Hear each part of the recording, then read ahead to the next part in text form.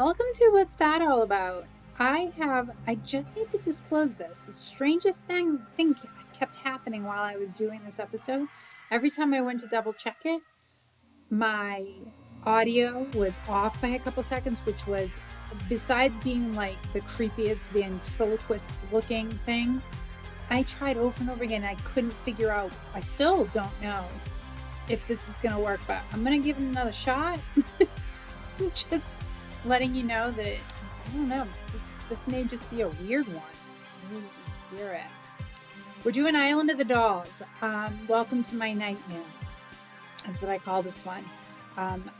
This story might be one of the creepiest, and this show Destination Truth was the first time I had ever even heard of this location or this unfortunate place. And Josh Gates, thankfully, has a wonderful, uncanny way of making even horrifying situations seem kind of silly and fun and not so threatening. I really, truly believe that's the only reason why, because I'm thinking back on when I watched the episode and it was actually really funny. So that's probably what still helps me sleep at night when thinking about this. But normally, my insatiable curiosity for places would get me to add this to a bucket list that I have going. And honestly, I would burn this place to the ground. I wouldn't go anywhere near it. But that's just me. I know a lot of people love this and really get jazzed about stuff like this. To tell you how freaked out I am about this one, I am nullifying and voiding all responsible things because I had to have a couple sips of that before I started this because I'm trying to keep my nerves down. And besides the fact that all my audio kept acting out weird, it's just, I'm superstitious like that. Okay, so I made a clip of this island, and I warn you that the dolls are terrifying to look at, and the history behind it's very tragic behind all of them, but I'm just gonna tell you a little bit about it and let's just move through it. Rip Band-Aid off. All right, Guinness World Records has named the location the world's largest collection of haunted dolls. Now, locals say the blank-faced, horrifying little creatures become animated by the spirits after dark. Well, when else, right? Jesus. It is also said the dolls whisper, whistle, and move all on their own. Yay!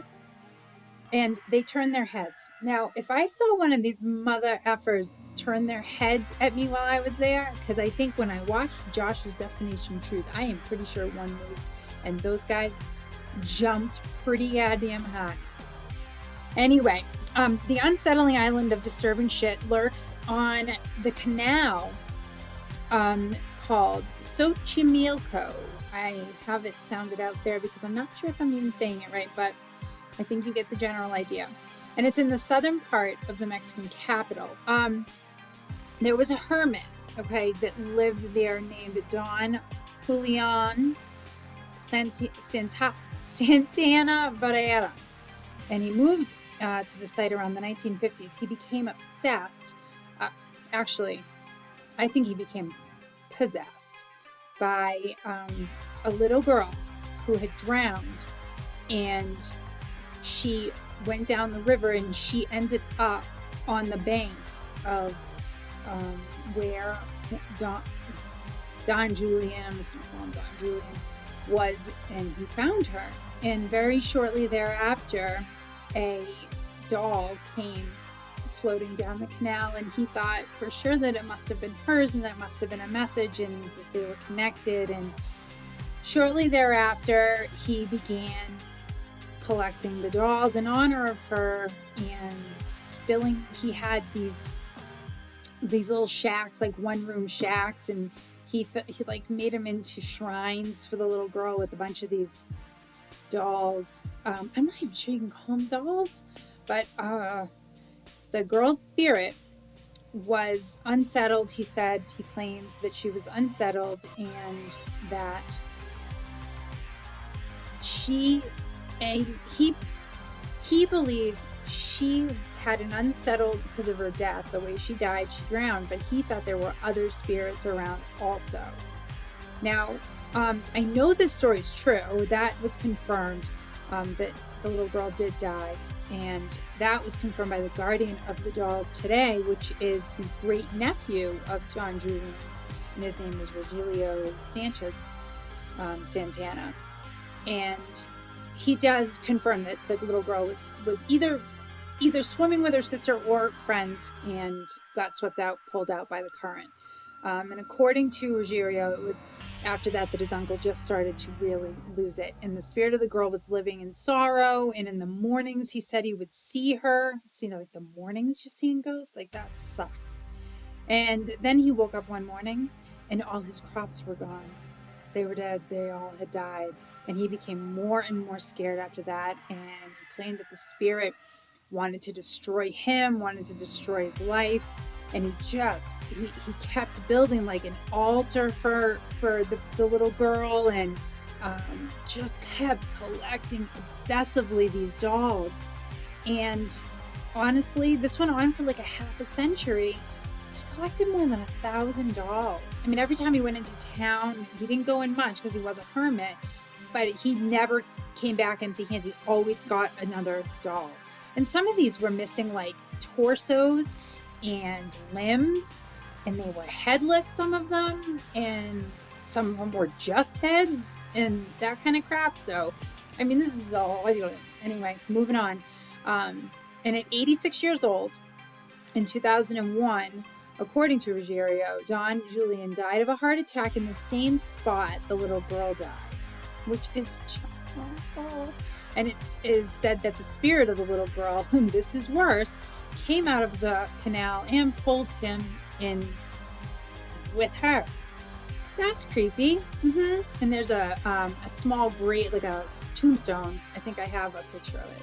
And yeah, so good times. And oh God. But anyway, there's, this whole thing gets people so jazzed up, especially supernatural or paranormal.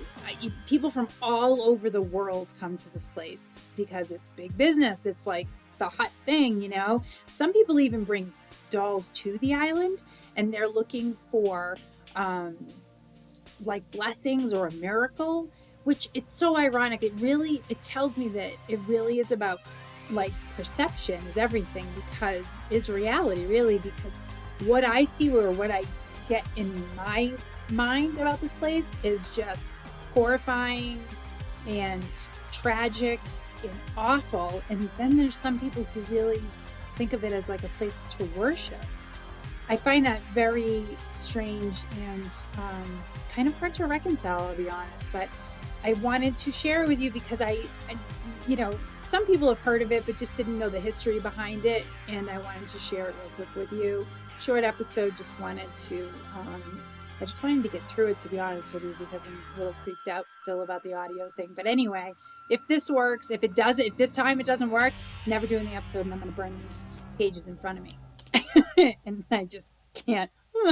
Anyway, I hope until next time, when I do probably something cheery and way lighter, you are going to stay happy and healthy and stay weird. Not as weird as this joint, but weird. And take care, of course, and I will see you next time.